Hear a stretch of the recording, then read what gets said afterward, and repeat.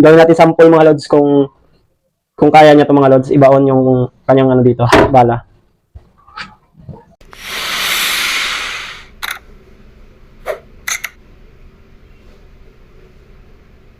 So yun yung mga lods, share ko na sa inyo to yung packer natin nga hinihintay nga dumating na ngayon mga lods. So i-unbox kasi nyo at pakita kung gaano siya kaganda mga lods, no? So ito siya.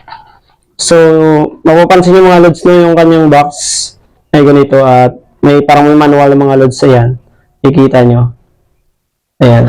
So ganito siya mga lods, kaganda sa halagang 150 mga lods. Ganito siya kaganda. Yan, ganito siya kaganda mga lods, no. So review natin mamaya sa inyo kung paano siya lagyan ng bala mga lods, no. So kita nyo yung tatak niya mga lods, sobrang ganda po yan. Ayan. At saka legit mga lods, ha. Ayan mga lods, ito yung kanyang bala mga lods. Tingnan nyo kung gaano kadami yan ang bala niya. Yan mga lods, gaano kadami yan. So ito na nga yung mga lods, no, ipapakita natin sa inyo kung paano siya lagyan ng bala. Yan mga lods. So ganito siya mga lods. Dahil kanina nakaganyan siya.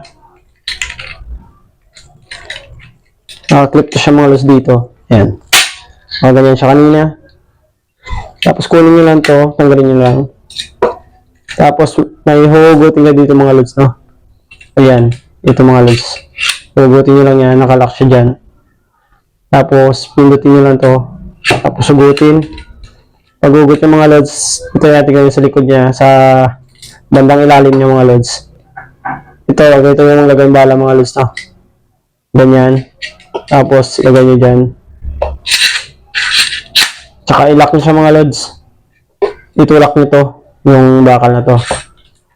Ayan, nakikita nyo. Ayan. Yan yung bala nilagay natin. Ulitin ko mga lods para makita nyo. Umayos. So nakaganyan siya mga lods. Hindi siya nakaganyan mga lods, ha. Nakaganyan. Paglagay nyo yan, ganyan. Tapos ito itulak nyo mga lods. Itulak nyo siya. Tapos ilock nyo siya mga lods dito. Yan. Kung tumunog yung mga lods ng ganun, nakalock na yun. So, itry siya natin mga lods sa plywood mga lods or sa kahoy. Itry siya natin kung matibay ba siya talaga. So, wait na mga lods, nakuha ako na kahoy mga lods.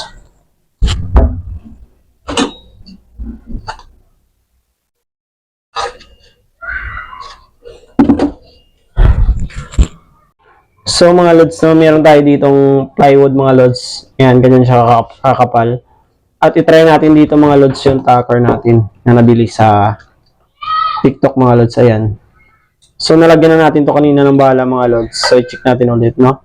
Pindutin nyo lang to para matanggal yung lock.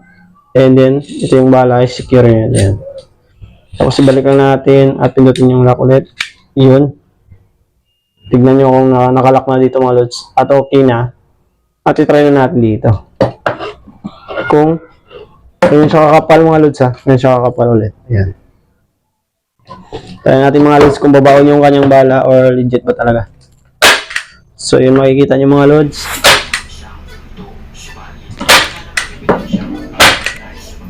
Ganyan po siya ka-legit mga lods. Ayan o.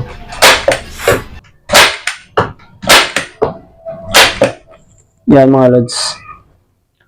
So, sa gusto bumili nito mga lods at may kasama niyang bala, yung karami,